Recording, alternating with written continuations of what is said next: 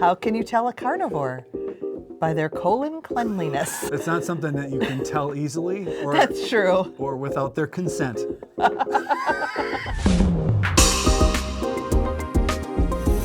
a warm welcome to you all. This video is about our sleep on carnivore.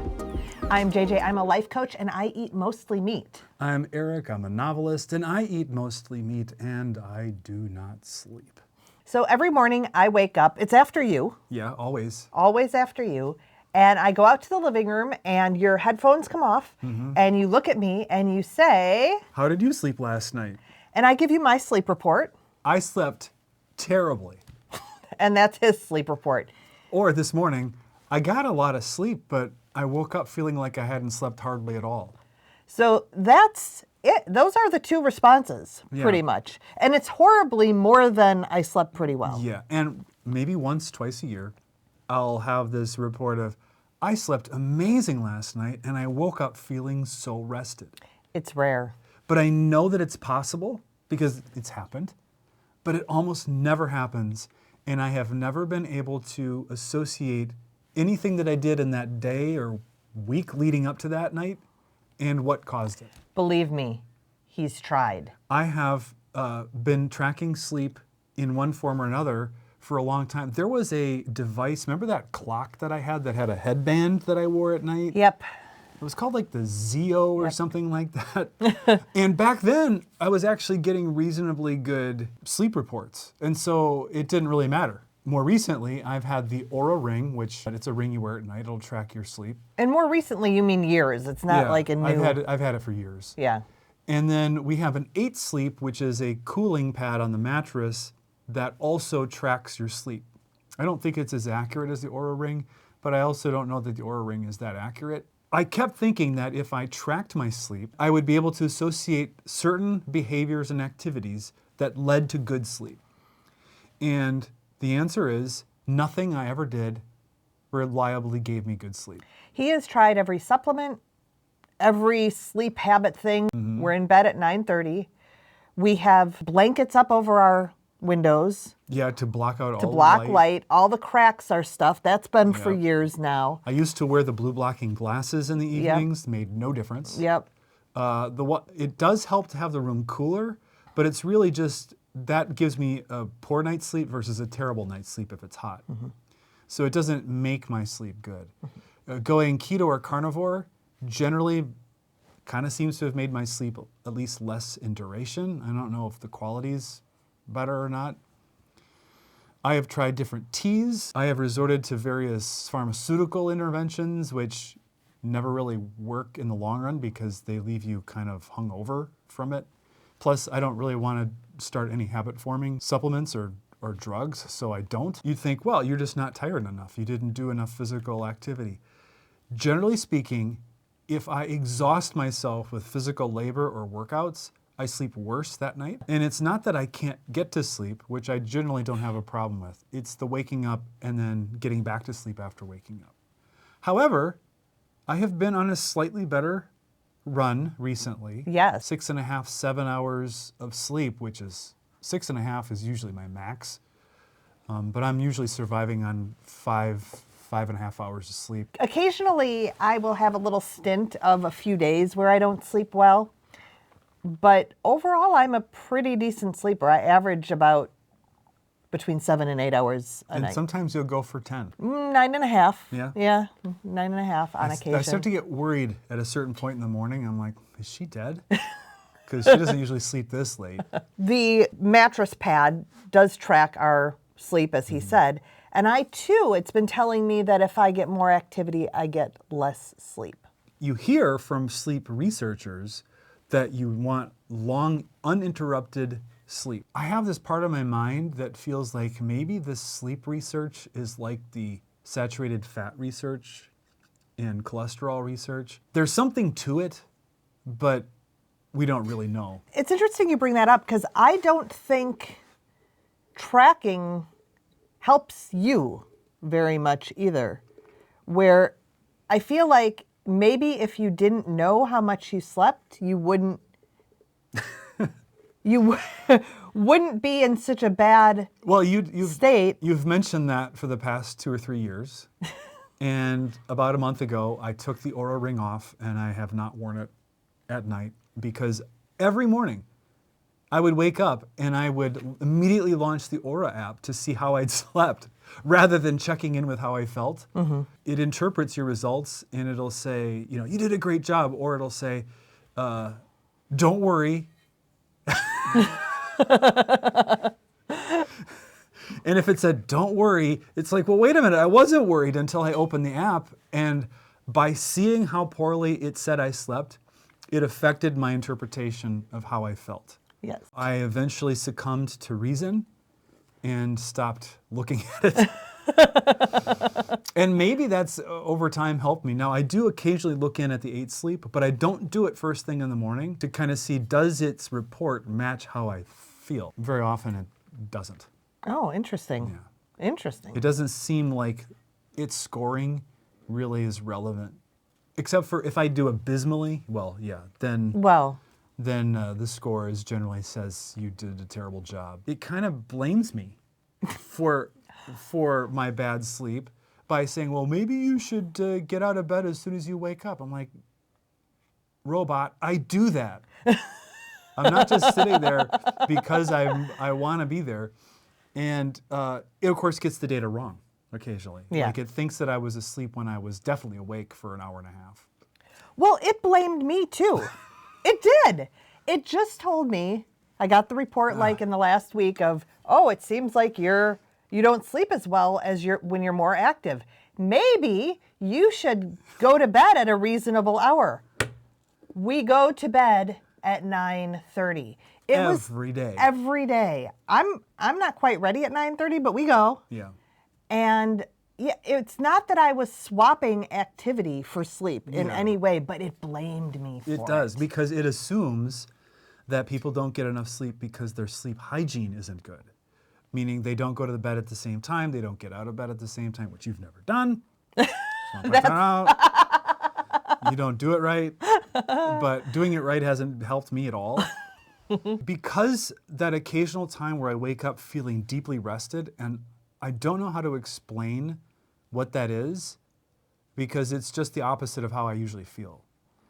And it has to do with there's like a sense almost like in the bones and muscle of deep rest, but I don't wake up because of acid reflux. So that's good. That's true. Yeah, I don't have to eat Tums in the middle of the night. That's some solace, I would think. I used to think that my insomnia in the middle of the night had to do with my anxiety. We did a whole video on that. You can find how I got off my SSRI with low carb. I would wake up and my mind would just ruminate over and over and over again the same catastrophic thoughts. And even at the time, I knew that I was doing that and that it was not helpful. But now that I don't tend to have those catastrophic thoughts, I just wake up in the middle of the night and just think other things. I've told you this. When I wake up in the middle of the night, on those little spurts when I have some days where I don't sleep well, I have music going through my head. And it's usually the play that the musical that I'm working on, but it doesn't have to be. It can be any snippet that I heard at the store or anything, and it just loops and loops and loops. Yeah, that's a sign of madness. It is. I love Lady Gaga, and I cannot listen to her songs because She forbade me to play it once. once. Yeah. I must have been on a stint of bad sleep. I was like, no, Lady Gaga, stop. Anything but that. When you told me last night she's only 5'2", I can't get over that fact. It does not compute. Because if you would have asked me, I'd said, she's probably 5'6". She wishes. She wishes. Hey, do you remember her meat outfit? I remember her meat outfit. Who knew? She was carnivore before it was cool. When you give me the sleep report, I never know how to respond. It's just like, okay. Well, I can say that you have not exhausted all the possible responses. Your kind of default response is, surprise, surprise, you didn't sleep great. This is boring. I've heard this story before. But never once have you tried, oh, darling, I'm so sorry to hear that. We just saw a Big Bang Theory. Amy, does that with Sheldon. She starts Overcompensating? compensating. Yeah. What was his reaction? I can't remember what his reaction was, but I know what your reaction was. Your reaction was, hey! That's what you're supposed to do. I really should be doing the man thing. Like, I don't need sleep. Sleep is for losers. I'm not going to the doctor for this giant lump that's bulging out of my abdomen. It's just a strained muscle. I know I've been bleeding out of my ear for 3 months, but it's just an infected mosquito bite. That's how we do it in my family. Yeah, just brazenly suffer through it until you get surprised. Oh. I have to go to the doctor in 2 days. I'm so excited to have my colonoscopy. Tomorrow is the prep day, the big prep day. I'm in pre-prep. They called me because they didn't trust that I was actually doing it. I'm doing it. What's interesting, though, is pre-prep Is carnivore. a non-residue diet. Yeah, no grains, seeds. We do have to be careful for of some gristle. reason. Yeah, gristle they don't want because they can mistake gristle for polyps or something. I just think the whole prep is obviously necessary, but because it's multi-day for this particular doctor, it just seems like he's trying to prep people who are eating this American diet. Yeah. And it's going to take multi-days to try to flush everything out. And he doesn't know I'm a carnivore and I have superpowers with colon cleanliness. How can you tell a carnivore? By their colon cleanliness. That's not something that you can tell easily or That's true. or without their consent.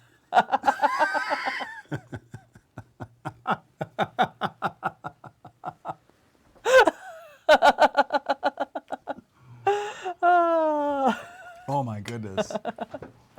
but I talked to my doctor about, should I try to ask to do this unsedated? And he's like, you can.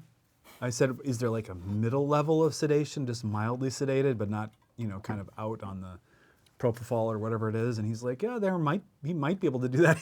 my family doctor was sort of like, don't get me involved in this topic.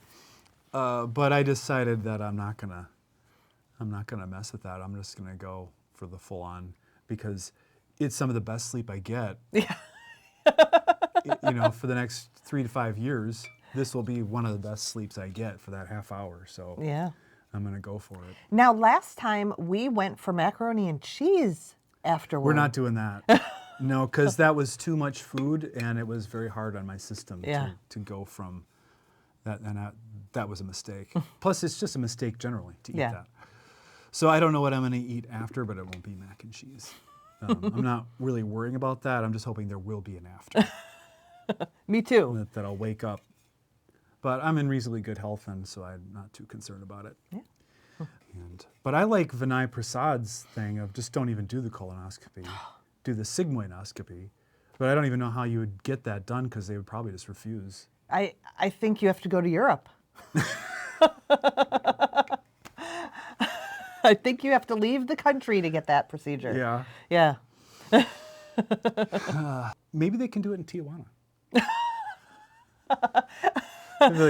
You'll be on botched for it'd be a $250 colonoscopy. Oh my gosh. Oh my goodness. This is really gone off the rails, which is why you come to this channel. It's why you come here. You don't come here for the information, for the education. You come here to watch us kind of go off the rails, which we have done for you.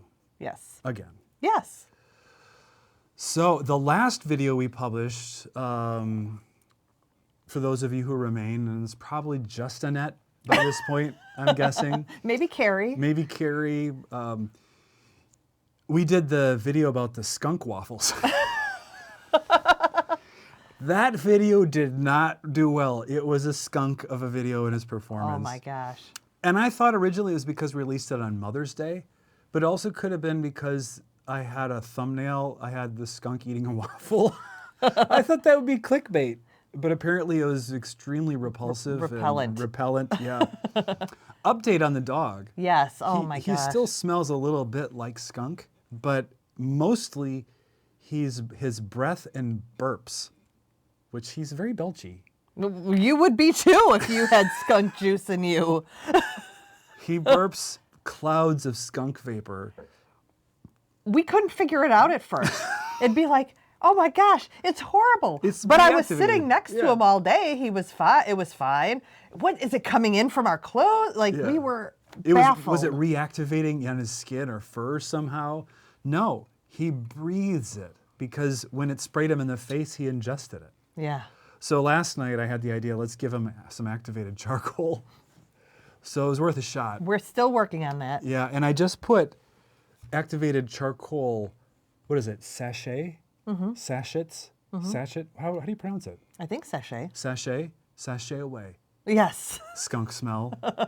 I put those in my truck to try to help get some of the remaining funk out of there. We'll see if it works. Yeah. The only way we're going to avoid this problem in the future is to just get rid of the dogs.